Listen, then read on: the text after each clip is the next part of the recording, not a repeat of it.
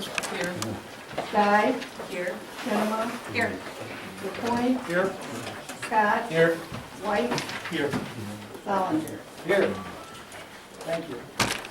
At this time, we'll open for limited public comments. Anybody? Just real quickly, hi, I'm Doug Coates with Gosling Zubak. I wanted to stop by real quickly, and it looks like you have a lot of serious business tonight. Mine is much less serious. I just wanted to wish you a happy holidays. Offer you a box of chocolates. Either take home or share with the board or the public. I would. Always sits out for the encourage- public. Yes, that's why I think we deliver them in public. Just want to let you know I enjoyed getting to know you over the last few months. I look forward to working for you and serving you in the years to come. And thank you for your business and your holidays. Glad to see you tonight. Anybody else? Would it be okay if I? Oh. Yeah, Okay. You can't be I free. know, you got it. I'll just wait. We'll let Ron, since Ron put his hand up, and then we'll come back. That's good. Glad to do it. Good evening, Robbie Weiner, Woodland Creek Furniture, Vice President of Acme Business Association. I was asked by the Executive Committee to come speak tonight on behalf of the ABA. Last week, a letter was read into record, and it was either implied or stated, I don't have a copy of the letter, but several people who are members of the ABA heard it and could not remember if it was representative, if it was the ABA writing the letter, if it was just implied it was. But I'm here to state that the letter was not on behalf of the ABA. The gentleman that read it, I consider him a friend. He's respected in the community. He does own a business, and he's entitled to his own opinions. Very soon, we're going to have a general membership meeting, and we're going to be discussing this, but we're going to have to vote on these kind of things in the future if the ABA title is going to be used, but it was not on behalf of the large part of our membership. So just here to state that and let you know that the majority of us do support the board and the direction it's going. So thank you. Thank you. Scotty? I haven't seen other hands, so. Okay. Thank I'm you. gonna stand. I'd like to address the public and I'd like to address the board tonight. First of all, I'd like to thank everyone who sent cards and phone calls and best wishes for my speedy recovery. Your thoughts and concerns were greatly appreciated. Over the last couple months, people have been asking for an explanation of how the August Treasurer's report went wrong. Here's how the report happened. Here's how that report happened to go wrong. We have an accountant who gave me the wrong numbers, confirmed the wrong numbers, later apologized for the wrong numbers in an email dated October 27th, sent to Jay, Kathy, and myself. I'd like to read those just briefly. On September 25th, I sent my, on the 24th, I called our accountant and asked him for the numbers to put in my treasurer's report. On the 25th, I created the report and I sent him the email and I asked him if he could take a look at it and see what he thought. I asked him if it was correct because there were some numbers on there that I didn't feel were correct. He sent back an email on Thursday, September 26th and said it looks great. Cool. On October 27th, he sent an email to myself, to Kathy, and Jay. He said, attached is the August report with the cell links adjusted. Connie, I must sincerely apologize that I did not see this when I gave you the report before I left for my last trip. My only excuse is that I didn't spend enough time when I looked at it. In fact, I didn't even read your whole email. Please give me another chance. November 4th. I have reviewed your September report. It was the review of the August that led to my previous email where I apologized.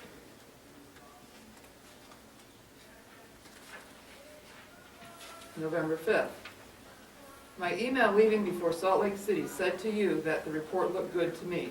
That was quoted to me in a discussion I had with Kathy and Jay, which could only have come from you. I did not take that as an embarrassment. Rather, I was angry at myself for my unprofessional review of that report, which became the focal point of your last board meeting and also my meeting with Jay and Kathy.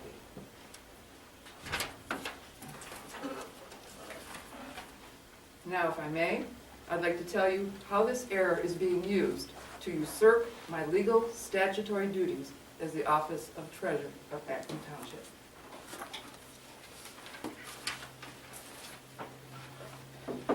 Township government exists under mandates set forth by the government of the state of Michigan. Some are charter townships, and some, like this one, is a general law township. The two types have different statutory duties for the supervisor, the clerk, and the treasurer. I can give you copies of our statutory duties. These regulations are mandated to exist with built-in checks and balances for the financial arm of this government and are deliberately kept separate to prevent misuse by elected officials. The office of the treasurer of Acme Township has been under constant pressure to relinquish statutory duties. My legal duties are to keep control of the cash. There are two types of cash that the treasurer's office does. I collect your taxes from your tax bills. They belong to the county and the state. They are not part of the township taxes.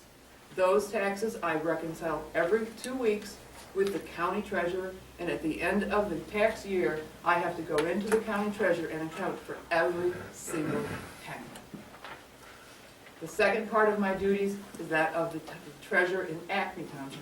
That's the $800 that Acme Township operates under, that every single one of us on the board has a fiduciary responsibility for.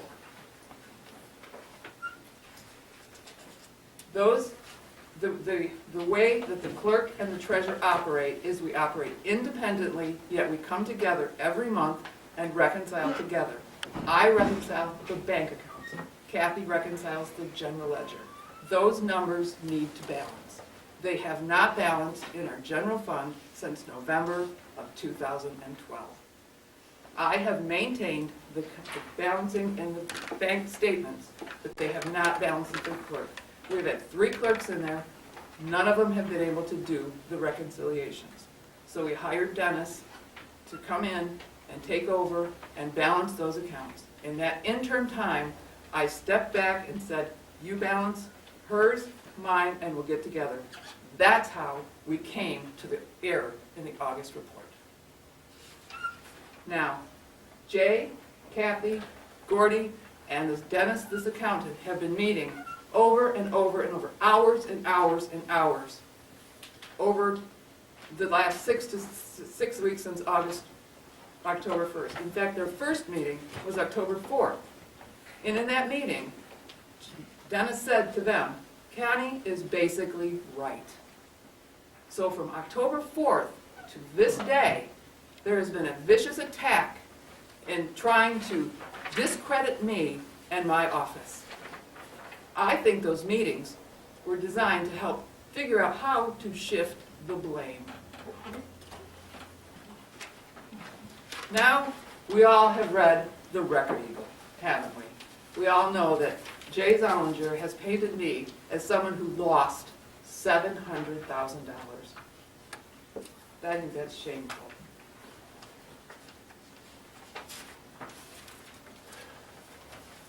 There's a third wheel going on in this whole process. And that is, we have another account that hasn't balanced since March of 2012, and that's called our trust and agency account. The trust and agency account is a bank account where we hold monies for different development projects, and we can't commingle those. When we get money from the village of Grand Traverse, we can't use it for goodwill monies. They have to be kept separate. In March, when Sharma Zollinger, the wife of Jay Zollinger, took office, she set up an account to transfer money out of there. 8 times we have attempted to transfer money out there, and 8 times I have said no. Up until November 1st was the last time when Kathy finally voided some checks that shouldn't have been done. But I had to invoke the auditors in order to come in and say, you can't do this. Jay got angry at Kathy, the checks were ripped up, and here we are, November 14th. There's an article in the paper saying that I have, first of all, left my office, which I was on medical leave, and that I lost $700,000. and I would be happy, more than happy. You are who I work for. It's your money that I'm managing, and I would be more than happy to answer any questions from anybody at any time.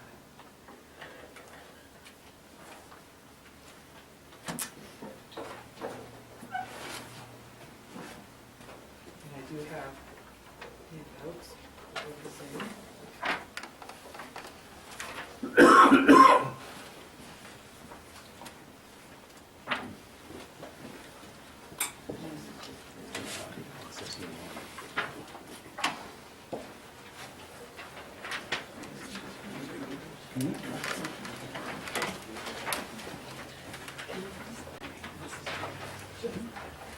Well, I guess I've got a question.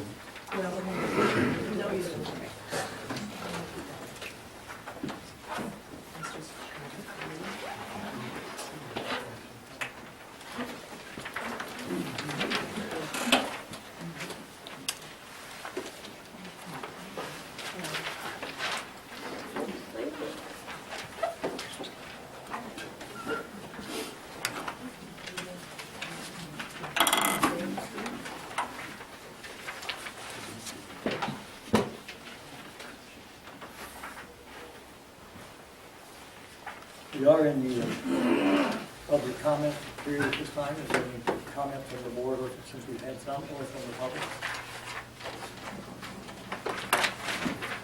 Well, Go ahead, sir. I've only been here about 3 months. This is the second meeting I've been to. Is this Dennis fellow a CPA? No. He said he was, but he's not. Mistake number one, okay, I'm sorry. It's a fair question, but we should also tell you that Dennis does the same kind of work in East Bay Township and Garfield Township and has for quite a while. We have a lot of confidence in the work that Dennis does. But shouldn't we have a CPA? Shouldn't he be a CPA? He was, I believe, a CPA in the state of Illinois. He just is not licensed in the state of Michigan. He worked for the state of Illinois. Is he still working? No, he's With retired us? from the state of Illinois. let me just answer. I kind of made first contact with them back when we were going through the transition with clerks. I was talking to the supervisor in East Bay saying we were having this issue. We had a clerk come on board and resign. We had a gap for some time. We were falling further and further behind. Saw if he had any suggestions of some help for the township. And he, the supervisor, highly recommended, this fellow's been working with them for, my impression, I think it's well over a year. I think it's safe to say, working with East Bay Township for several years. He also said I should check with Chuck Korn, who's a supervisor in Garfield Township, largest township in Grand Rapids County. What is he doing? He's working on he's reconciling the books. He does a number of things for them. Again, highly recommended him to work with us. And all his experience has been in the public sector. From an accounting standpoint, public sector versus private sector is considerably different. And the other big plus is he comes at a very attractive $30 an hour. Great. No benefits, no anything else. So it's, from that standpoint, I don't profess to be an accountant, although I do understand the basics of accounting. And I think it's always a good idea to have somebody who has some experience like that participate. So I can't get into this CPA or not CPA. I'm under the impression he's a CPA, whether he's registered in Michigan or not, I don't know. We didn't hire the individual as a CPA. We were out advertising for a CPA with some accounting help. So that's that response to that question. And most townships don't have, it's mixed. Most townships don't have a CPA on staff or even probably in the bookkeeper. And I've got some questions, but I'll. I'm Linda Whitehall. I'm the past treasurer of the township.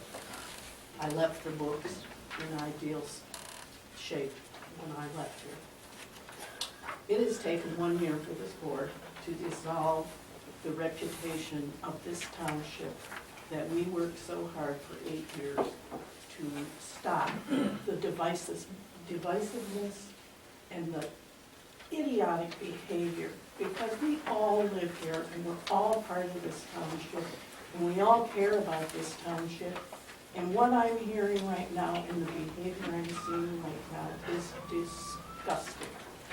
And any time that a group of people prey upon somebody else to drive them out of a position so that they can fill it with the person they want, it's very, very, very divisive. And I don't believe that every single person sitting on this board wants to be seen that way. And I don't believe that this board wants to continue to see their names in the newspaper in a negative way. I believe that you better examine your behavior, and you might want to do it very soon. Any other comments? Anything else back to the board?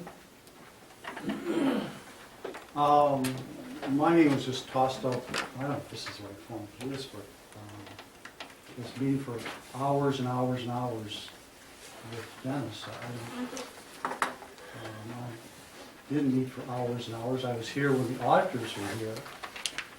He had me present, but we didn't have conversations with him to any great extent.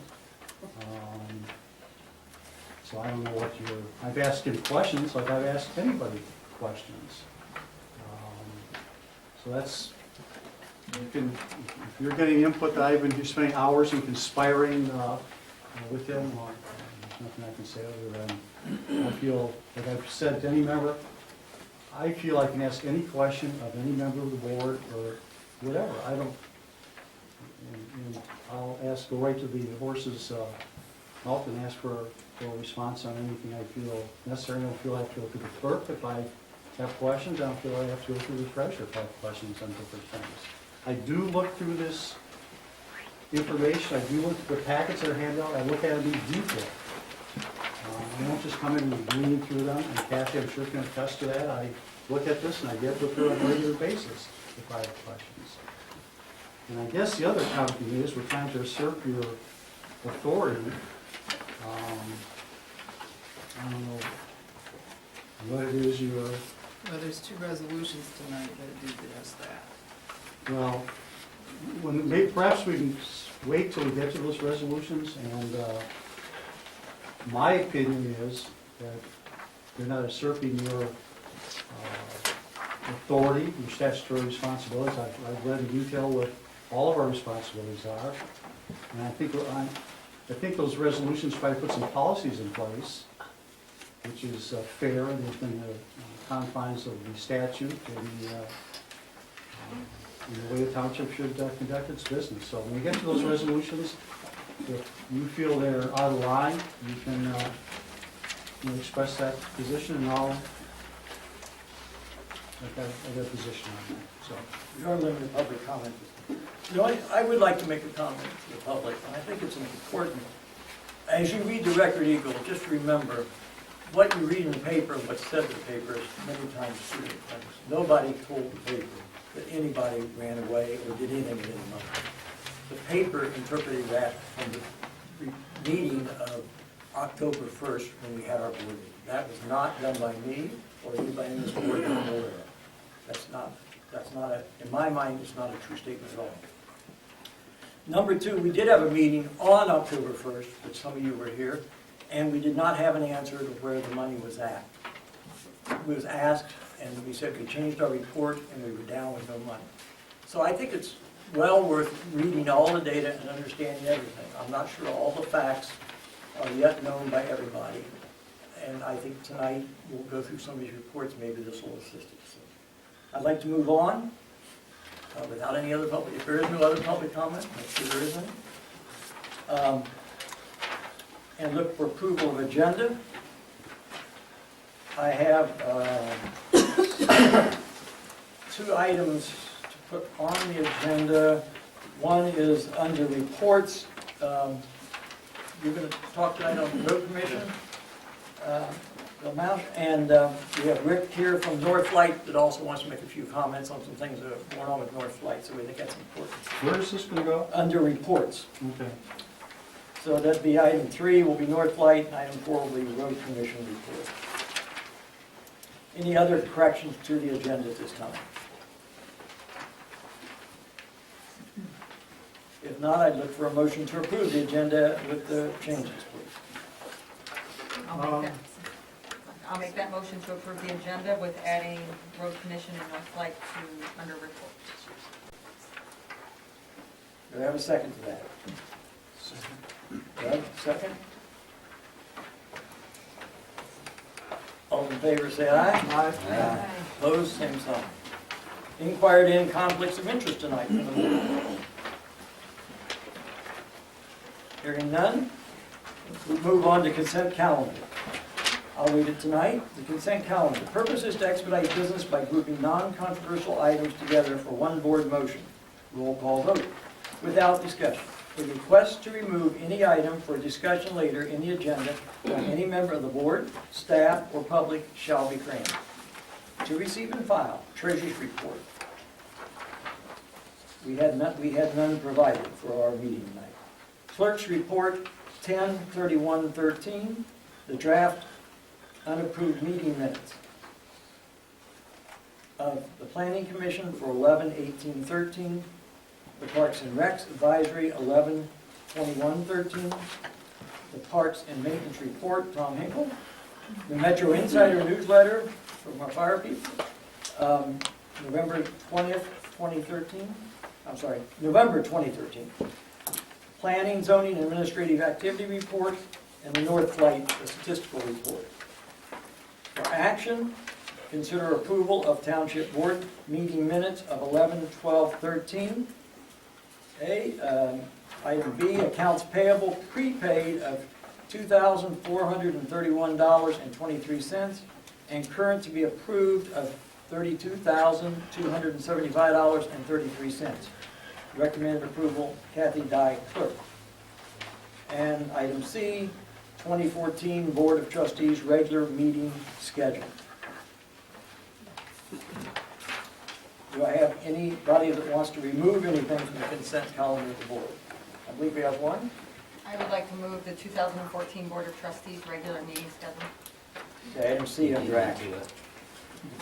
Okay. Anything else? Hearing none, I guess I would take a motion to approve the consent calendar minus the item that's moved and the actions on the consent calendar. Motion to accept the consent calendar with the item removed. Do I have a second for that? I'll second. It's a roll call vote. Nancy, please. Cinema, Yes. LaPointe, Yep. Scott, Yes. White, Yes. Solinger, Yes. Colette, Since I wasn't here for the township board meeting, I think I'll abstain. Dye, Yes. motion carries. Thank you. Okay, let's go to the E action item removed. That's the 2014 schedule for board meetings. Amy, I know you had a question on that first. Maybe somebody else does on the date, so. Yeah, I know that January 7th is coming right after the new year, and so I'm actually gonna be out of town that week after. So I just thought if somebody else had conflicts with the 7th, that we could move it to the 14th. But if not, I just will not be What date? I'm sorry, what the date? January 7th meeting. So Week after. it's the week after. So that's all, and I know we've moved it a couple times, so I just didn't know if it was gonna be a major issue or not. So. Was there any other dates on the calendar? Paul?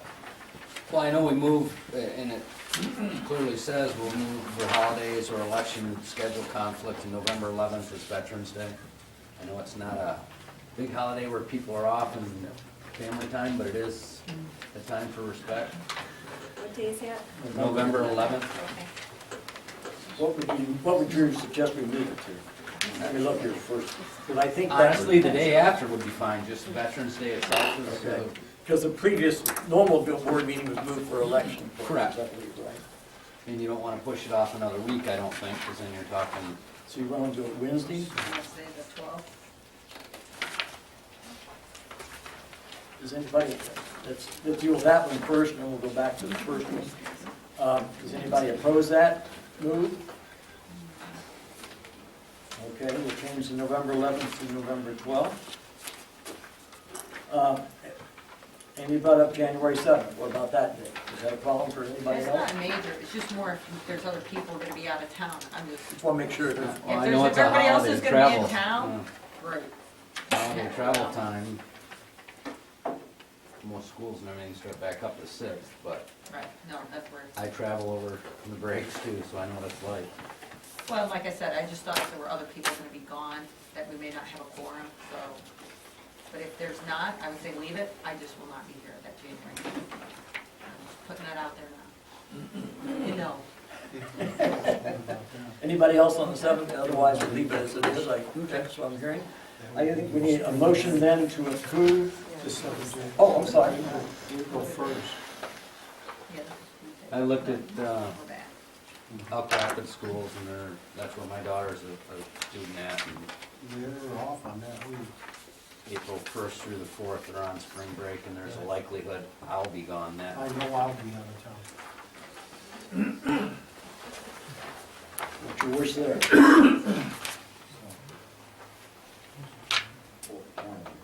That would be 8 people. The one thing we just want to keep in mind, as we move these up or out, we've had this before, that could cause us to have a meeting between just to do bill payments and other activities. We'll leave it and have 2 missing, or we can move it, I don't, what's the board's, I think if you leave it and have 2 missing and something happens to a third, then you could be in some serious trouble, so. And I don't know for sure I'm gonna be gone April, but that's typically when I am. That one, more so January, I know I'll be here, I don't know if anyone else is looking to possibly be gone. in so you want, you think it'd be better to move it to the 8th, is your opinion? January April. 8th? April 8th.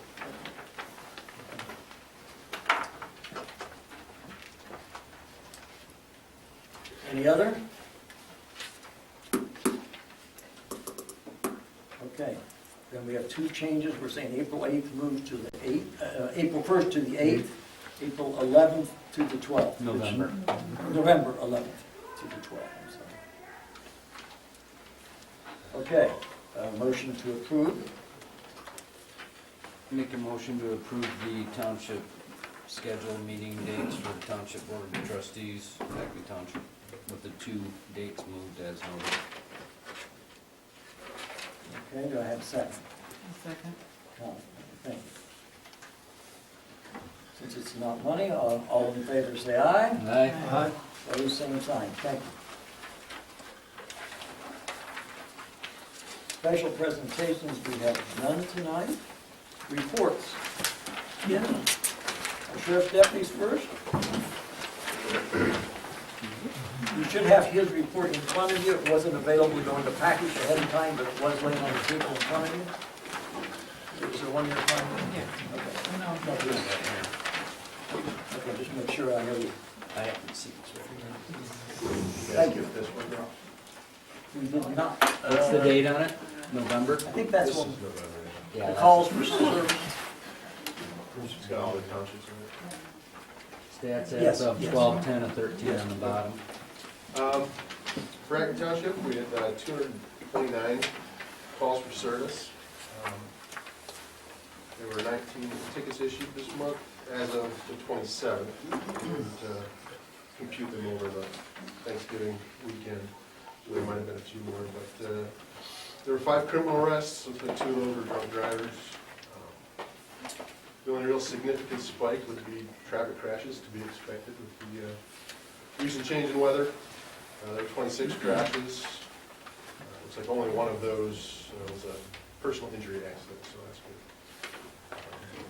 And then there were 21 other traffic calls, which could be cars in the ditch where there was no damage. But, I guess I just remind everybody to slow down and give yourself extra time. Buckle up and be safe. Lock the cars. Lock the doors. Okay, Any questions for Ken from the audience? You'd like to the board. Thank you, Ken. Next is County Commissioners Report, Larry Inman.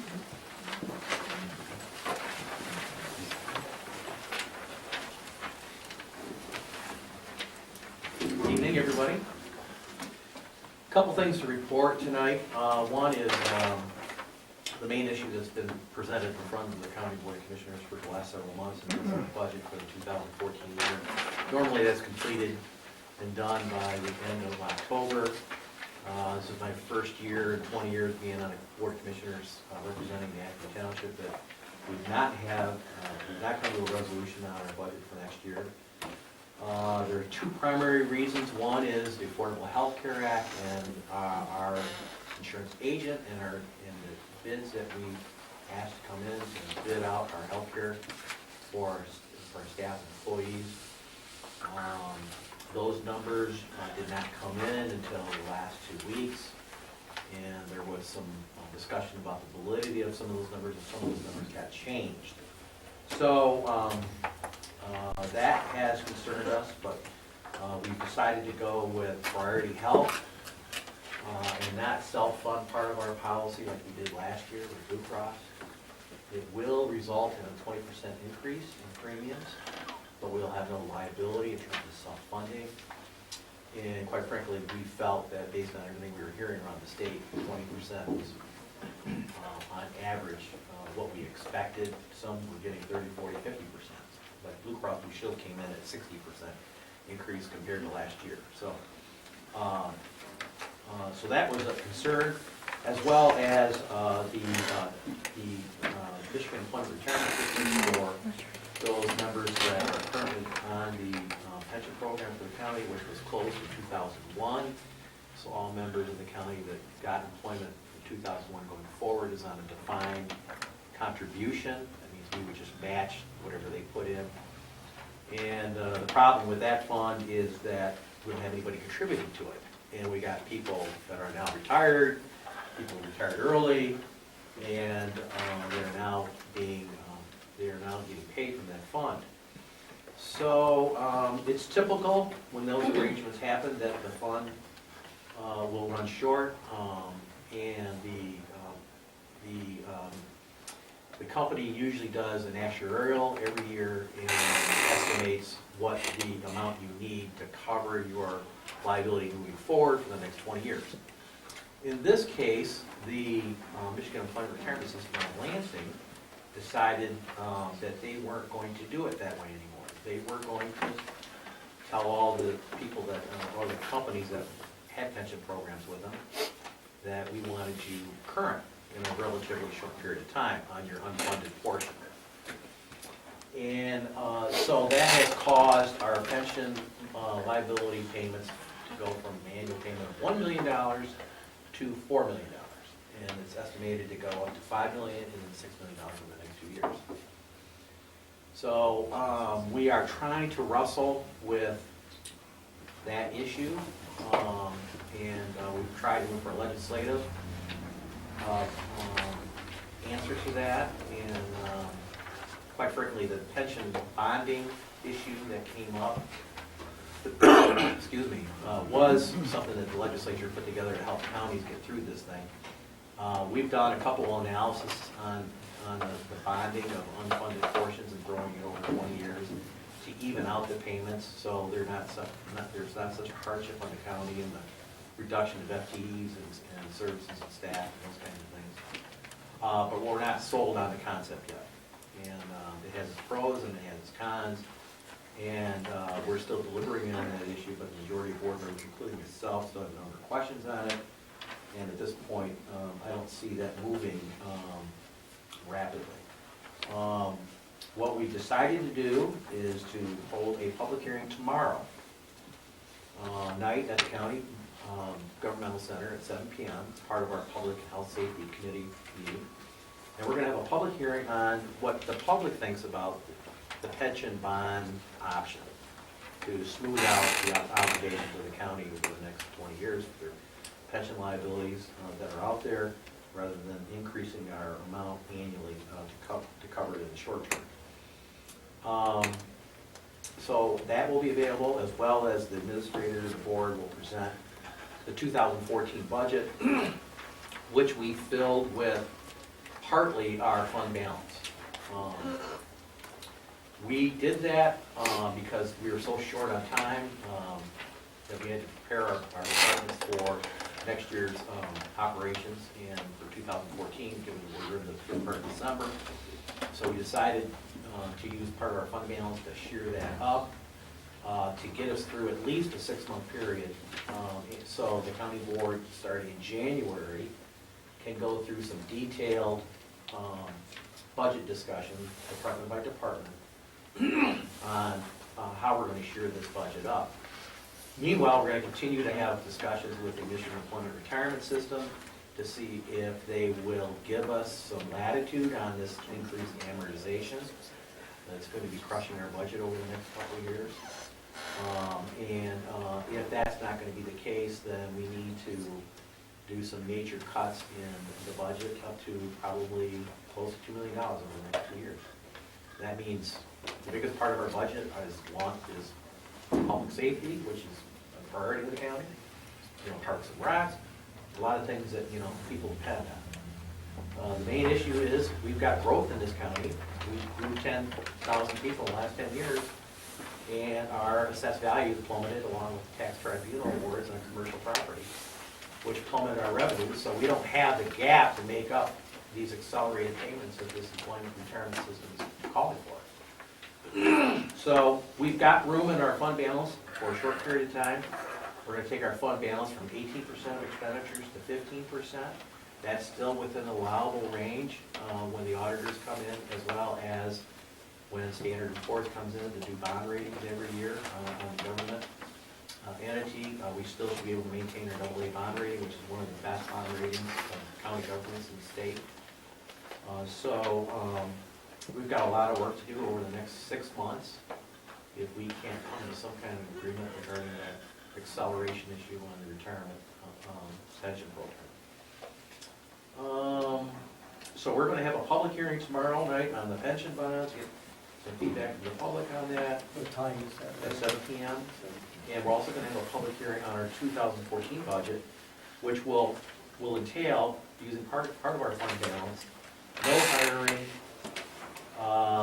level pay, that means zero increased pay. I think as we're looking at it now 13 bargaining units have agreements for increases. So those increases by contract will have to occur. There'll be some that will not get increases in order to shear up the budget. As it stands right now, there's not going to be any cuts to public safety at this point. Until we get into discussions and deliberations further on the 2014 budget. So our goal from now till June of next year is to come up with a 2-year budget plan for 2015 and 2016, and to shear up those expenditures that match revenues that are coming into the county. So we're just, we got to make some structural changes. If we're not going to see any light with the accelerated retirement plan payment schedule. So that's in a nutshell the county report. I know Dave Bender, our county administrator, has sent you monthly detailed reports on the internal operations of the county, which I think is a good tool for you to review and look at. I just try to highlight that and give you the more pressing details when it comes to giving a report. So I'm open to any questions that you might have, or anything I can bring back to the board on behalf of Acme Township. I would say one, that the standing pat on this 8% earnings for 20 years. Right. Is a great position. It's too Very aggressive. I'm It's not too sure you aggressive. could ever do it. Yeah. We're saying that over a 20-year period, which over the last 20 years, it's 9%. I don't buy we're going to do that over the next 20 years. Not sure. No, I don't buy that either. Yeah. If you would attempt to address that fund balance, was it 43, 47 million, something like that? 43 million. 43 million. I agree about this 8% that these pension funds are assuming is going to be the average return on investment is aggressive considering where the market is today. If you go with a bond versus just paying the Increase more. month my understanding is if you do the bond, you take the Then we become. monies and you give it to the, Yes. to Mears, Yes, and then you make the bond payment in lieu of making payments to Mears. correct. And if you, according to Dean Fott's memo, if he adds up the total cost over time of making Mears payment to their schedule versus the bond, there's an $11 million savings by doing the bond.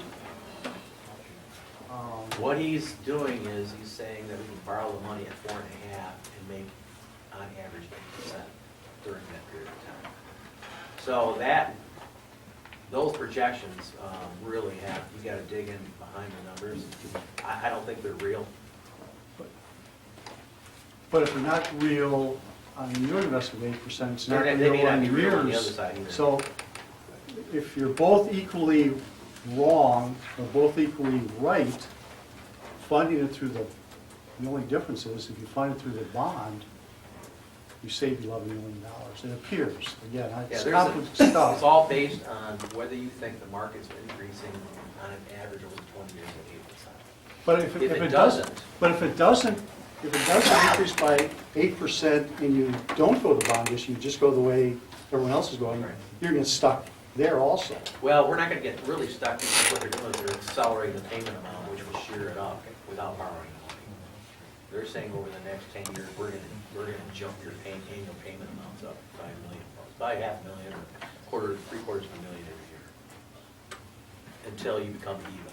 That will flow it in. So you think it's more conservative, safer to Well, just bite the bullet? the question is, how much will the public tolerate in saying, you aren't gonna have a parks rec department, you aren't gonna have a pool, you aren't gonna have a school center, you aren't gonna have road patrol, you aren't gonna have a lot of stuff that's not included by the county, animal control.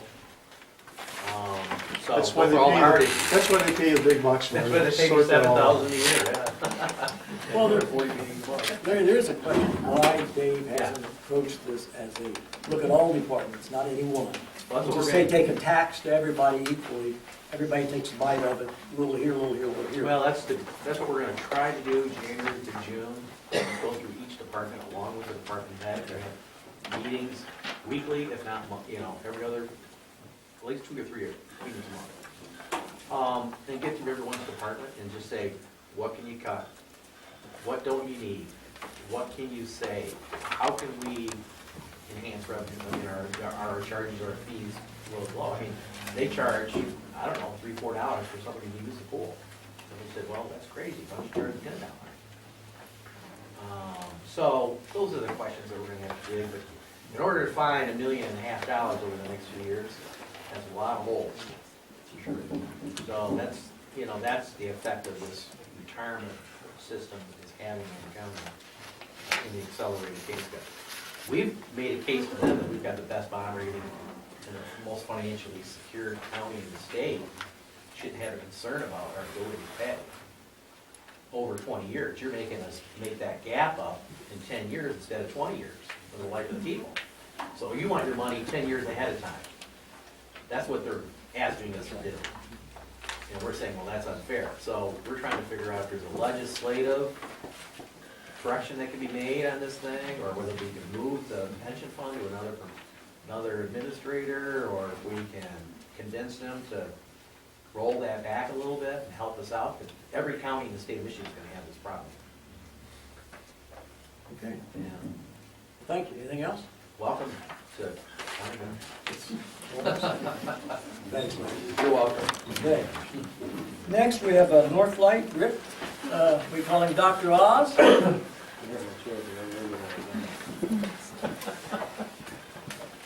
Rick is one of our medics here at the township. In other places, we see a lot. And, we asked him to come and speak to us a little bit tonight of things going on. And And I have all happy news. For those of you, I know most of you, but for those of you that don't know me, I'm Rick Osborne, and I'm one of the medics from next door. So I've been a medic with Northlight for 22 years, and I've been a member of GT Metro Fire for 25 years. So I've been around the block a couple times. Jay asked me to come in tonight and just brief you a little bit on some of the comments that we've been hearing since we moved the ambulance out here. For those of you that don't know, we're going on just about 15 months of the ambulance sitting next door. And before that ambulance came out here, that was a work in progress for the better part of 10 years to get it here. So, and again, before the ambulance came out here, the ambulance that responded to Acme Township came from right behind the seniorities on Garfield. And if that ambulance was on a call, then it came from the Garfield Fire Station. So it was quite a ways. And I can tell you that since the ambulance has been here, we have reduced or taken our response times from 8 to 15 minutes down to 2 to 5. I don't think we've had a response time over 5 minutes in the township yet. So there's definite significant improvement there. Most of the comments that we hear from the township residents when we pull up at their door, even though they're not feeling well for one reason or the other, is, how did you get here so fast? Where did you come from? So I go through and I explain to them what I just explained to you, that on July 15, 2012, the ambulance came to township. But I probably have heard that comment more than any other comment about out here. How did you get here so fast and where did you come from?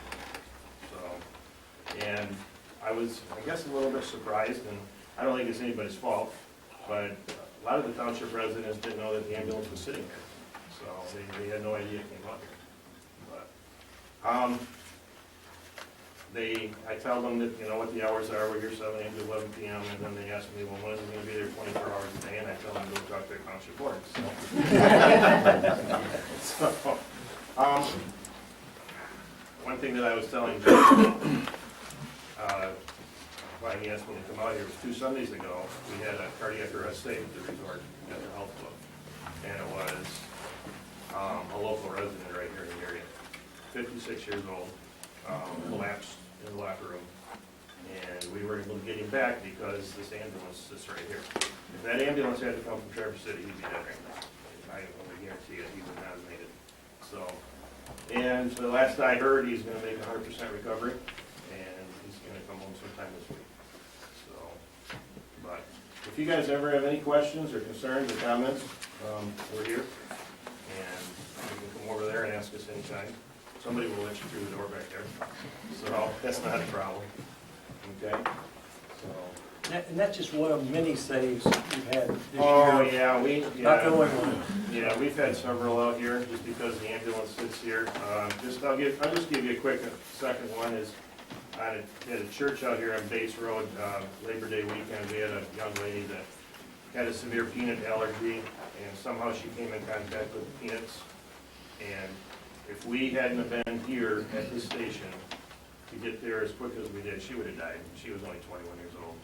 So if the ambulance would have had to come from Traverse, she wouldn't have made it. So, and there's, you know, I can go on and on, but that's enough, so I'll keep it brief. We appreciate you coming tonight. Rick came on his own time, Any questions? and we appreciate you giving your time to the service and to us tonight to do that. Thanks, guys. It's important. Thank you. Thanks, Great Rick. night. Next is the Bill, Road Commission. Good evening all. I think as everybody's probably aware that in the November, we have a millage question which did pass narrowly. So we were quite pleased with that on the Road Commission. We were looking forward to that. We weren't really quite sure how it was going to go. We were hopeful, but cautiously optimistic, I guess is the politically correct term. As a result, I guess it threw us into quite a bit of a flurry of activity. Now that we know that the millage is passed, and that we will have about $3.5 million to each year to allocate for the next 3 years to what I'm sort of referring to myself as major repairs. We needed to get going on that and get our list of first set of priorities for next year. We had already sat down and looked at this, anticipating, I guess, a favorable outcome, and had a kind of a hit list, so to speak, that we wanted to look at. We have gone out and done a tour of the county. All the commissioners and staff, engineers and our manager went and spent pretty much the day going around looking at roads. specifically what are most in need. We did set up a multi-point checklist where we could look at roads and make the determinations, safety, condition of the road, traffic, and so forth that goes on it in order to get this first round of repairs in order. We're going to have a working session tomorrow night at the Road Commission at 6, it's a public meeting where we'll discuss that list, and then we will move to approve it so that staff can start, or they've already started actually, but finalize the engineering for that so we can get those packages together, we can get them out, and be ready to put those out for bids, either as packages we're going to bid out for the work or for materials such as buying tonnages of asphalt. With any other commodity, the more you buy, the better your pricing generally is, so we're looking to get some favorable response on that. The list that we have of projects we're looking at adds up to approximately $4 million. As you know, the millage was about 3.5, so we have reached back into our, I guess I'll call it our general budget that is normally there from our shared funds from the state for fuel taxes. We reached into that to pull some of that money out as well to try to maximize the mileage we're going to get out of that. Another part of our budgeting process is, and we're looking at our normal, I guess I'll call it day-to-day repair operations, crack sealing, tree removals, all those kinds of things that normally do, which are not major repairs, but that you have to do on a regular basis, the pothole patching, emergencies in the winters and so forth. So we'll be looking at how we're going to allocate those funds and get the most value out of that. We've been kind of updated our equipment to where we can do a lot of that work in-house better and faster and more efficiently. We've done more crack sealing this year than any year past. We've been repairing roads, our Durapatch machines that we have out there do a better job of crack sealing than what's been done in the past. So we're looking at not only technology, but new methods and so forth that will get the most value for a dollar spent. Again, tomorrow night we do have a meeting. Anybody would like to see the process or get a little better understanding of which roads and where. And I guess I would stress, as we did before the millage, that the study we did to bring all the county roads up to a good standard is about an $82 million project. So the $3.5 million for the bond and the approximately 10 to 11 that we'll receive over the next 3 years is actually just a good start. And as we've said many times when we're out answering questions on the millage, that because the millage passed doesn't mean everybody's going to get a new road next year. We're going to look at the corridor roads, the roads that are most heavily traveled, and in some cases, a combination of that or the ones that are in the very worst condition. And we will, each year, look down the road. Once we get past this first list, we'll be looking at the next 2 years to try to make some projections on what we will be looking at in those coming years. Specifically, I guess, for a township level, one of the things that we're also trying to build into our budget is to set aside a fund that can be used for SADs, special assessment districts. In the past, we haven't had funds to do that. It's sort of been responding to needs as townships brought forth interest in a SAD. We kind of had to respond to that in the cost-sharing portion of it. But with the millage money, we'll be able to take care of a lot of these other repairs and use some of the other funds that we would have used for the normal repairs. We'll be able to kind of allocate so that we can work with the townships that as you bring us these special assessment districts, we can make a commitment to be able to meet that match. And since it takes about a year or so to put those together, we're assuming that there probably aren't going to be any major operations for next year, but we'll be looking at 2014 for that. So, other than that, we're, I guess, just trying to look at the process and get the best return on the investment. You mentioned that you have a first list somewhat prepared. You're going to finalize it tomorrow night. Right. Approximately how many miles of road would you estimate? Approximately 40. 40 miles? Yeah. I guess I would define the difference between like a major repair and your everyday day-to-day repairs. Major repairs that we're going to be able to do with millage money are things like quarter crowns. to, tar and chip and entire, sections of roads. We did make the commitment when we were out answering questions on the millage, and the verbiage of the millage was that we weren't gonna take the money and spend it on one or two marquee projects like a crush and shape in one particular township or area. The money was gonna be spread, around the county as much as possible. So the projects we're gonna be doing will be, like quarter crowns, tar, chip, do the shoulders, drainage issues, and so forth. So you'll see a lot of activity on those types of projects. And then also, we hope to have, greater funds set aside that we would have spent on those, just crack filling. Now we can take that money and do more crack filling on other roads so that their level of quality can be maintained. So we don't lose ground on those roads while we're out fixing these other roads. And gives us the ability then to set aside some money for the sanitary projects. So we also have some federal and state grants coming, which allow us to do other jobs.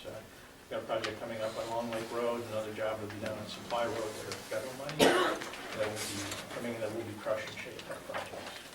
Isn't it fair to say that in the first go-round, there's probably no Acme Township roads on that list that I've seen? That would be fair to say. Just, I mean, we got honest with our public. Yeah, no, I mean, I think it's what's on your website today. it is on our website. And it was kind of interesting that after the millage went through, it was posted on somebody's Facebook site. I'm not sure whose it was, but or maybe it was some newspapers. And we did get, somebody printed off 5 or 6 pages of responses to it. And there were a lot of suggestions from a lot of people on which roads needed to be done. And it's not a non-scientific study, and discounting the roads in Sheboygan and in Manistee and in Kalkaska that people suggested. We'll look at, which says a lot of people don't know what county to look at. I mean, seriously, there was somebody suggested a section of road in Sheboygan that the money could be used for. So, but if you discount those, a lot of them were, kind of at the, and our list is not sequential or, priority-wise, it's just a list. How they're done will depend on, bidding, how we can get to them, the engineering that has to be done on them, timetable, so forth. Zimmerman Road was a big one. The road's in really bad shape. A lot of traffic from high school and places like that. In the winter, it's hard to navigate. It's crooked. Somebody suggested we grab a hold of it and straighten it out. Well, can't do that. We will improve it. Supply Road was big on the list. It's a kind of I won't say it's a major, but it's an important east-west corridor. If you're not on 72, the only other way to get east and west in the mid part of the county is across Supply Road.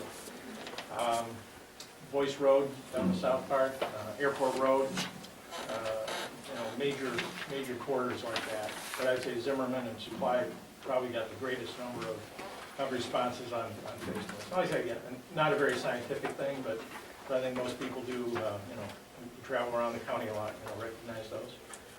One thing on Airport Road, the corner of Airport and Cass, we do have a project we're going to be bidding out this month, or next spring, which will take up the pavement and relay it, and that's some federal money that we're going to get for that. It'll be from Veterans Drive down the hill to the railroad tracks, past Cass, and then to Cyber Road, and slightly a little bit south of that. So that intersection is going to be basically come in there with most people have seen that we bring in the large scarifying machine and take the first 3 or 4 inches off the top, and then you go in and you fix the manholes and some of the sidewalks and curb cuts and so forth, and then they'll be repaved. So that will be next spring. But again, that's coming from other sources, which has been in the works for about 3 years now. Okay. Any other questions from the audience? Just make a comment on your question, anything in Acme or whatever. We actually met, I mentioned a couple meetings ago, there's some discussion with the SAD district here in, primarily up in Holiday Hills. And we wanted to find out, meet with the road commission to find out would there be any money, could they foresee any money being available to redo Holiday Hills? Or do we have to be honest with the citizens and say, it ain't gonna happen, you have to be sad? And the answer is, with 1,000 miles of road in the county. And you just mentioned they're going to only do 40 miles this year. And their philosophy of not doing crush and shape, which is what's required up there. And we made a commitment to that in our, millage language and in our commentary to citizens. So what we've positioned ourselves with is to be first in line to get matching funds that he said had reserved for the SAD. So that's, we know the dates when we have to have the paperwork to them, when we have to, excuse me, have the preliminary engineering work done, et cetera, et cetera. So we're banking on, And we're willing, to meet that commitment, that if the SAD is put in place. And we look at it kind of as a force multiplier. If, if a 25% contribution can get 100% done, then, that's all the better.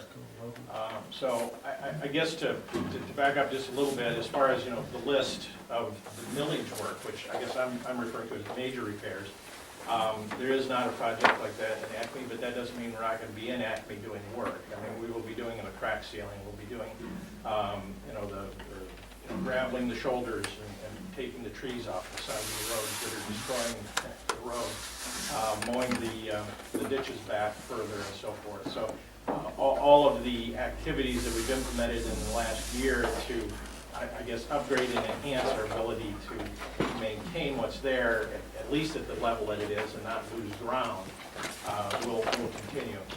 And some of that will even be enhanced. Because like I say, with the money we're spending on this 40-mile road, now we're doing that. We don't have to worry about crack sealing those roads and so forth, and the pothole patching, because they're going to get those repairs are going to be done. So what funds we would have spent on those would have, can now be looked at to enhance our operations in the secondary roads. Subdivisions, unfortunately, the reality is you've got the lowest traffic. You're off the main thoroughfare. We will get there eventually, but at the current rate, and the millage is only for 3 years. Hopefully at the end of 3 years, the public will see the good, and we'll renew it, but there's no guarantee of that. So, unfortunately, the reality is if you're living in a small subdivision off the main road, your traffic count and so forth just relegates you to, well, you're going to be a lower priority. Any other questions? Thank you for being here tonight. Next item is, there will be a public hearing. We'll start out with a presentation from Marcy Timmons. It's on our Parks and Rec's 5-year master plan. And Marcy's been shepherding this with many others on the Parks and Rec Committee for a few months. So Marcy, we'll turn over to you for that. Thank you. Hello, everyone. I'm really excited that we're here and able to present all of this, because we've been working on it now for a couple of years. But as you all know, back in about 2006 is when we started working on the shoreline. So in our master plan, we really worked to identify the 3 things that were important to township residents here. So we have incorporated in these 2 renderings, which will cover from Bunker Hill Road all the way down to 72. You will see the trails were put in there because connectivity was like the second thing that our township really desires, is connectivity to get to the parks and to different areas of different trails, and to bring them together and match up with Traverse City and Elk Rapids and anybody else south and north. So we've taken that into consideration, and we've also looked at the boat launches that are part of this and taking care of the environment, which was like the 4th thing on our list of what our township is interested in. Could you speak up? I'm sorry? So, I want to keep this as brief as possible, knowing that tonight we have a big agenda. And I would like to just briefly go over the south side plan and the north side plan that will form together someday. And in our master plan, you'll see that there is a plan for what could happen in the next 20 or so years. So this is kind of the beginning bridge work. Are there any questions before I move to discussing the 2 main plans on any other part of the plan? I think it would be good to explain to the public and board members too. In the draft plan that we've seen and have, there will be edits and updates to it on certain pages, because the public hearing is part of getting information, gathering information. Once that is done, the final plan goes in. And also, if you explain to us kind of the critical dates of this from the standpoint of funding from the DNR. Okay, so the critical dates are April 1st. Everything is due as in grant applications and things. And so we really have to put together all of the different grants, and we need a couple months to do that. So if we can get this plan passed this evening and everybody is in agreement with any changes that might come up that can be altered by Beckett and Rader, then we would move forward into filing it with the state of Michigan. Once it's filed with the state of Michigan, we are then allowed to actually apply for any grants through the state of Michigan and a few other organizations that also require us to have a master plan. So what we're working on is hoping to get everything turned into the state by January 1st. And as we're turning things in and preparing that, we're going to be doing double duty and looking for grant opportunities and applications. Then we're going to be pulling all that together and hopefully get everything put in by March 1st. So then we will find out, is it June or July, do you know, we would find out if we received the grant money? June, or Takes them a little longer. Okay. It's different depending on the Right, trust fund takes till fiscal December. So depending on the grant cycle, then we find out if we get them. We are then coming up with how we are going to implement this project and where we're going to start with what's most important to the public, what people have been asking for the most, and getting things underway as the implementation committee, which will consist of members from the Conservancy. It will consist of members from our Park and Rec, anybody on the shoreline that likes to join, and sometimes we have drop-ins from the board if they would like to find out what's going on. So these people will all come together with the information we've gathered for the last 2 years from all of the different public surveys and placemaking and visionary sessions, and we will be pulling that together to decide where the projects start and what the most important aspects are at the beginning and filtering that through into phases. It could be 2 phases, 3 phases, 4 phases, depends on where the money comes from, how quickly we get it, and how things get pulled together by everybody in the community.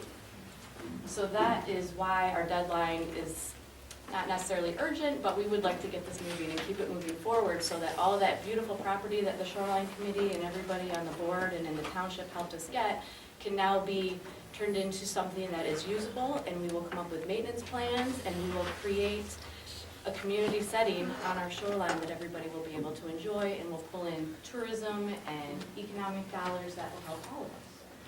So that's really why we're hoping that this park plan will be approved tonight and that we can get moving on this and move forward. why don't we at this time open the actual public hearing portion where the public has comment time to do. Sure. So we'll do that at 8:10, I think, I'm looking there, 11. So we'll open the public hearing from comments from the public at this time. Some of you have been in meetings on this, some of you haven't. Unfortunately, we don't have copies for everybody. I wish they're on the Acme Future.org website. You can look at them. A lot of great work's gone on by a lot of people over many months. The north side would be the Bayside Park, south to make basically what we would call the Hoxley House today, the old Knollwood. And the south side is basically from just north of the marina, around the marina, down to Bunker Hill. And that's the drawing on this side. Where is this one? That would be Bayside Park down to the Hoxley House. The first two properties, 3 properties we bought actually. Would it be easier if I moved both of the boards? I know it's locked a little bit of the board itself, but so everybody could see them? Do you want to come up? We want to just hold.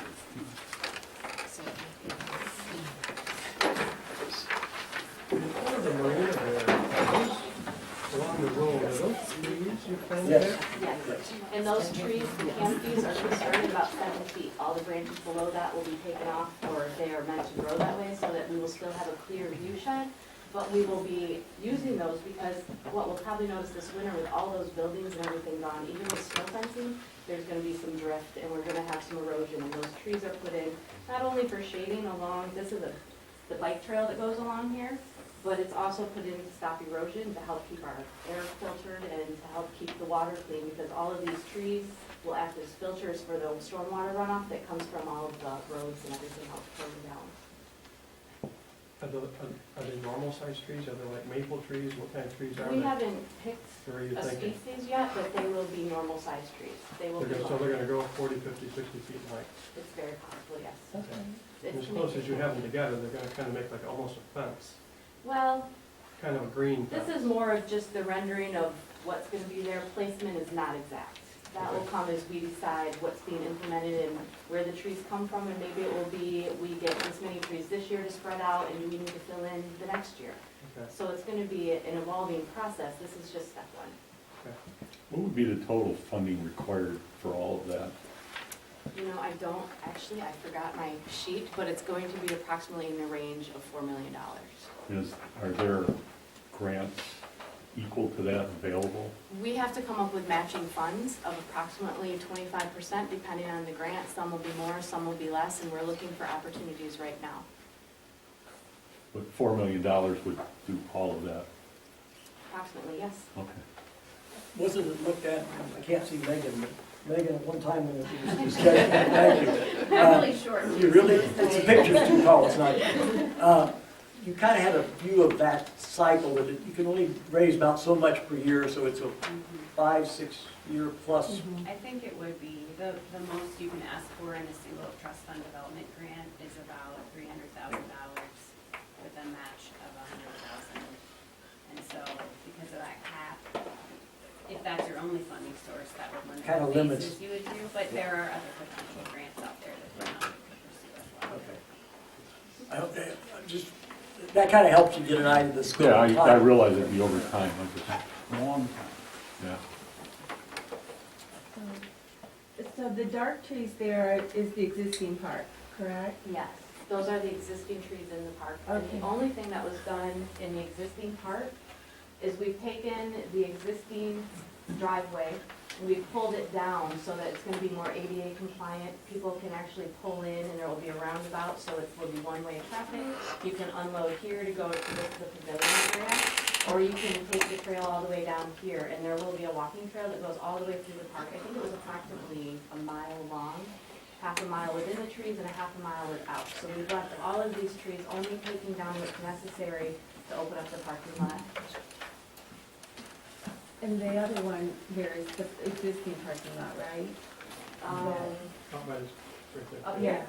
This is the gas station. Well, that's- Oh. This is our existing parking lot right about here. They've just taken another curb cut that was there from one of the old hotels, and they've expanded that and made it go this way. Thank you. You're welcome. The restroom on that picture also is new. The old restroom will have to be tore down to bend the parking lot. So that's a new facility, more updated and meeting compliant issues. Sir, did you have a question? Yeah, and the planning documents that I read, I understand some of the community feedback asked for a state park-like experience at the beach at 3 Mile. Okay. And, you know, my sort of experience with that beach is it's always incredibly crowded with tourism and tourists. It's obviously a pass, you need to have a park pass to get in there. Are we considering any kind of park pass here to cover the expense of this? Not of the park. We have talked about and are playing around with a pass for boat launches because of the cost of putting those in and the upkeep that they will be. But the park, we want to keep it open to everybody. We are not going for the experience at 3 Mile. We want to create Acme to be its own stand-apart community and offer our own ideas of what nature can be like, and keeping it more small and keeping it so that at the park at 3 Mile, I go there, all you hear is traffic. The idea of these trees and all of these are bushes and rain garden runoff, which will have plants, and that's to create a barrier. So when you're at the beach and you don't have to see the road. But from the road, you can look through and still see the water. So we're trying to kind of please everybody a little bit. One of the things that struck me with the community survey is that I think it very incorrectly lumped recreation and tourism together, and people were overwhelmingly for that. But I tend to believe the community was overwhelmingly for recreation and not necessarily so positive towards tourism. I personally get no benefit from tourists on my beach. Right. If this new product or new project is overwhelmed with tourists, it's not a place I want to go to. And I wonder how that's really going to be balanced, and if we really are fulfilling what the community wanted there, because I think that question was a mistake. I think that should have been broken into two. Everyone's for recreation, not everyone's for tourism. Right. And I can see that there's issues with that, but at the same time, we have to look at the fact that we do love North and we are in a tourist economy and we have enough tourists that already come here. In fact, when we did the Meet Your Beach Day and all of those things, I didn't hear from hardly any locals. I actually heard most from the people that were here at the resort or they were staying at the local hotels. And they really were interested to know how we were gonna make it possible for people to get to the beach that are staying in our area naturally. We're not looking at it as we wanna pull in and be as big as Traverse City, but the people that are already overflowing from Traverse City, we want them to have a place that's just as nice and we want to be able to use it just the same. So we're kind of created it with the idea that everybody will prosper and everybody will have something that will be there for them. Because even though we're looking at this main part as being more of the inland or in the city park, there's still Sailor Park. And if you want privacy, you know there's not gonna be as many people there because it is further out. And I guess that's just like the people in Traverse City. They love their beaches, but they too are inundated with tourists. So what do? They either come here or they go further north or they go to Empire. And so I think that living in an area, we just have to find our own individual balance of how do you deal with the tourists and how do you keep the balance of same, and this will hopefully create enough space and enough room that there will be something for everybody. And the businesses. And the businesses. How many feet of beachfront is in that plan there at the, I guess, would be the north beach, or actually the south beach? I guess both. Are you looking from Bunker Hill down? Well, I'm just trying to get an idea of how many feet of beachfront we're going to have, maybe compared to the state park, and I'm not sure how much is at the state park. I'm not sure how much is at the state park either, but I know that collectively, I think it was, what, 1,000 feet of. Probably could be from You have the these north right and there? the south, yeah. It's this, all of this property here totals about 11 acres and about 1,600 feet of shoreline. And some of that beach, put that down. Just for a Sorry. second. That's right, so I don't want to talk to the wall. But some of the beach, because of the law, we can't room the whole beach. We only allow 1% of our beach, which is like 25%. Yeah, it's 25. It's a small number comparably. And so we'll have to do the best we can with managing and maintain it. But that does keep some of the usage down from a swimming perspective. So, yeah, I think the other thing to always remember is that the money a lot of this land was bought with was state grant money. And under that, we had to leave things open and available to the public. Yeah, and that causes sometimes some balancing, I think, with Sailor Park, I can reserve the shelter house. In these parks, I can't. So it's first come, first served. So there's different elements you have to deal with in these. So. Any other questions from the public? I see one in the back. Go ahead, Marcy, you just handle them if you would. I don't know who raised their hand first. The lady in the back in this corner, what's her name? This lady right here, Michelle, Acme. Could you point out again where you might be putting public access for kayakers or? Oh, right down here at Bunker Hill Boat Launch, there will now be an ADA compliant, well, when you get it, there will be an ADA compliant canoe and kayak launch. So that will be where our main kayaking source is, and there's also gonna be a rack there, so if you wanna spend time on the beach that's right next door, and you just wanna throw your kayak up on the rack, it will be available for that. And I know there's people that take their bikes and kayak with their bike on down, and so there will be room for bike racks and things of that nature too. And there's also a turnaround. Yes, there is a turnaround. Is that area right there in gray, is that a parking area? This, Yeah, that is the veterinary hospital. that's the veterinary hospital. Yeah. This is the parking area then? The parking area is at Bunker Hill, and there's gonna be between 25 and 28 spaces, depending on what we find out about the transfer station and how much room is needed there. So the boat launch will be where the existing boat launch is? The boat launches, no, this will be a kayak launch. The boat launches we're looking at is Sailor Park will be redone, and we're also looking at coming up with just township money, so we don't have to make the Dock Road boat launch a state of Michigan approved with a certain number of parking spaces and that kind of thing. So we're looking at upgrades for Dock Road. So there will be 2 boat launches. Bunker Hill will become just a kayak and canoe and a beach. Yeah, there's, at this point right now at Bunker Hill, without actually doing any dredging of any sort, really the only people that can go there are very small fishing boats and jet skis. So that, the kayak launch is where the existing kayak launch No, here? it's down that, Or- see where Bunker Hill comes down? It's up a little bit. Right Point to along Bunker Hill Road. Point to the east. Bunker Hill Road. You'll still come Oh, I in the same see. area. So it's down that way. Okay. Yeah. Thank you. I got it. A little farther to the north. Right. Okay. So people that want to launch their sailboats there can no longer launch their sailboats or their small fishing boats there? No. They have to go to Sailor Or dock. Or dock. or dock? Okay. It's currently is a AAA destination only. Eric Takayama, Lawton Road. This isn't really a question for the plan. I think it's great. I haven't really been able to look at it very closely. This is more of an observation that I had this summer. I had an interesting Friday afternoon, cut out of work early, and we went on a little motorcycle trip, and first stopped in Central Lake, and no activity at all. There was no cars, nothing open, vacant storefronts everywhere. Sad, like a ghost town. Next stop was Boyne City, and it was an activity hub.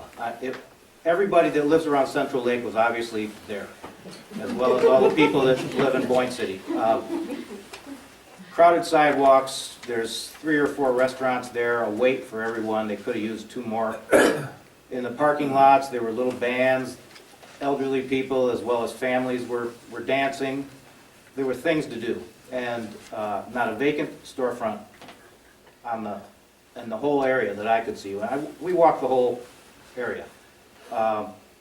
Amazing difference, night and day, like another planet. So my point is, good planning. They obviously had a professional come in several years ago, give them a good plan.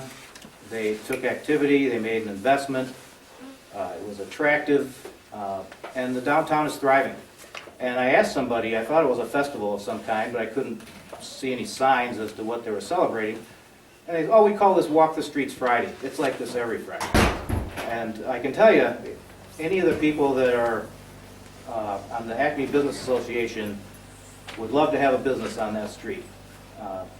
It was really impressive.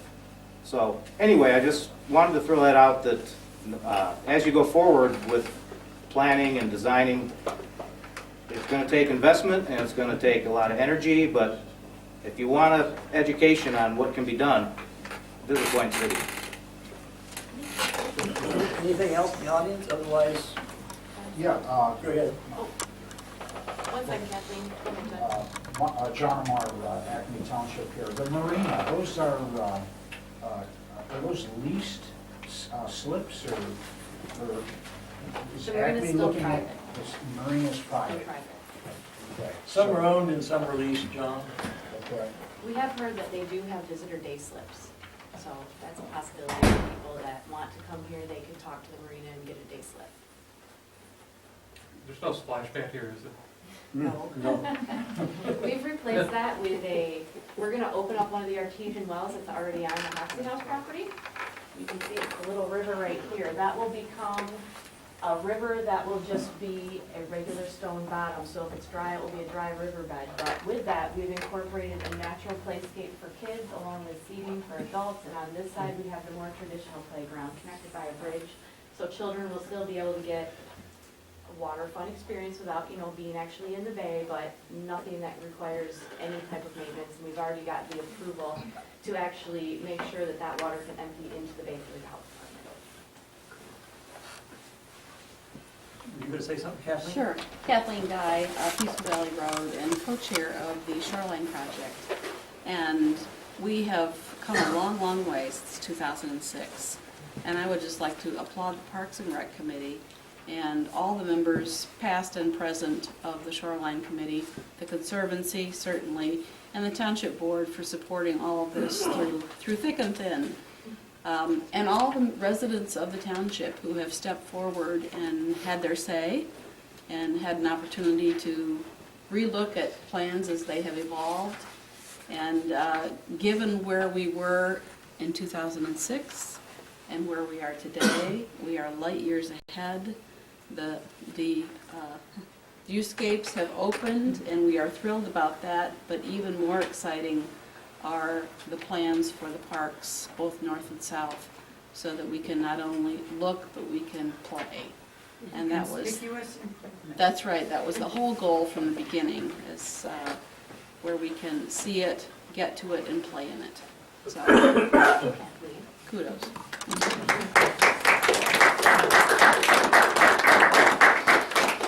Any other questions? I have one. Isn't it just gonna take a long period of time to accomplish this with money and finances and all of that? Where do you plan on starting first? That will be left up to, if this is approved this evening, we will then look at forming an implementation committee and we will decide that. And I'm not sure how that's going to start. It's just going to become looking at all of the data we've gathered, what we can do first, depending on what grants come in first. I mean, if we apply for and get a coastal management grant to do that parking lot and the kayak launch at Bunker Hill, that's where we're starting. If we get the, I don't know, some grant, something in Bayside Park over there, or if there's some donation that comes in and people want to do the playscape first, we'll start there.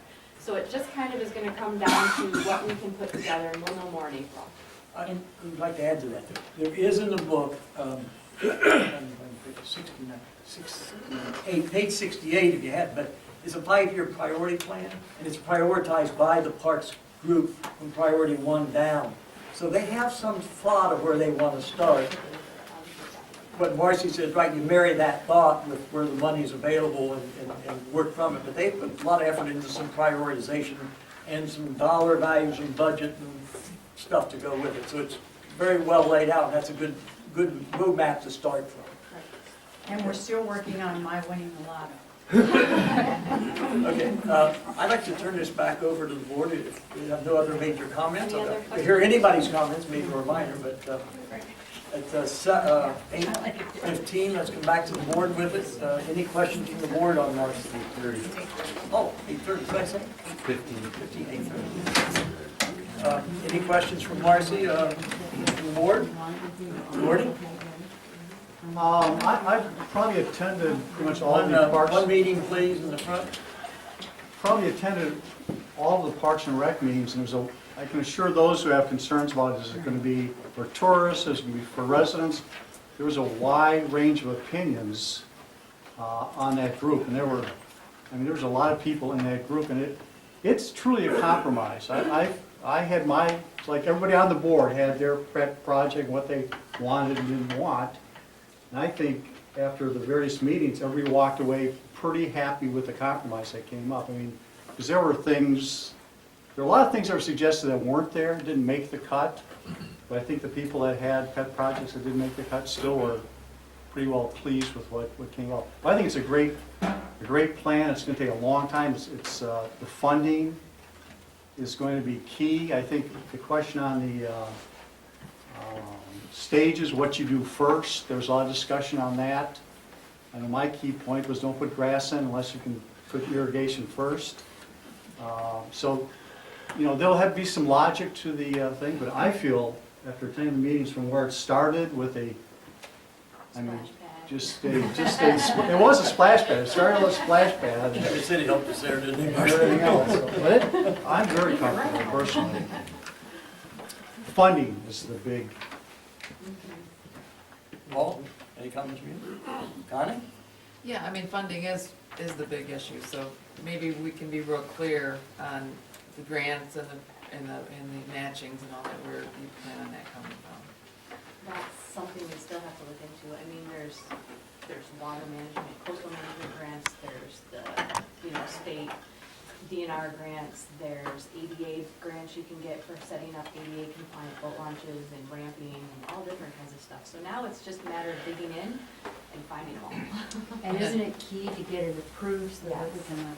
Because we can't apply for anything without approval. But then the matching, because it's not gonna be 100%, so then you're looking at donations and different places like that for the matching, or? Yeah, I think that we'll probably be coming back to the board and finding out, what we have set aside, what can be juggled around, what could be donations coming in. It'll just be kind of a conglomerate. I've got a question. On the grant money, I'm fully aware that you have to have matching funds. If we get a grant from, let's say, some foundation X of $100,000 goes to the township fund. If we have to come up with a $100,000 grant to match the DNR grant, that counts as our matching funds, correct? That's correct. Okay, so, kind of on Connie's point, when you talk about a $4 million project and 25% match, that's $1 million. My take is the board's gonna be extremely transparent when monies are gonna be coming out of the general fund. I mean, that'll be a very open discussion, and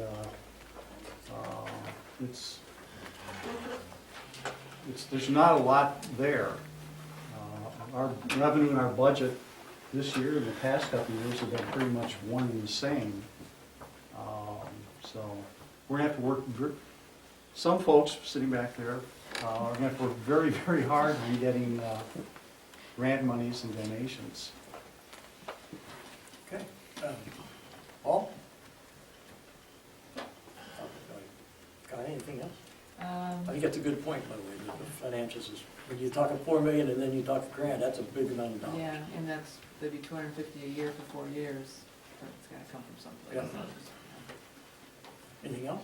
No. Kathy? Anything? Just excited to get it rolling. So I think you guys did a lot of work in it. All came together nicely. Bud? No. Okay. I would think at this time, we've opened the public hearings, been closed, we've listened to the board. Motion would be appropriate to approve this at the board level, and then we can move on with the other publishing and things we have to do with the plan. So we have to, other activities once the board's approved. So. And I will comment, I did talk to Becky Rader, and there were no comments on the website that were gonna be put on some of the blank pages you'll see in your packets. So without any comments, those will just be removed. Guess I'll make that motion to approve the rec plan as presented. Second?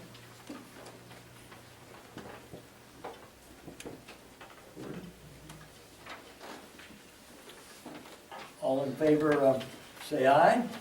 Aye. Opposed, same sign. Thank you. Great job from all of you on the board.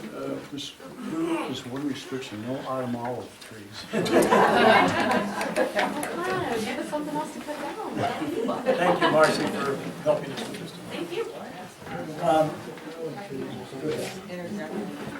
Unfortunately, I have to leave early tonight, and I feel like we maybe need a full board for number 6.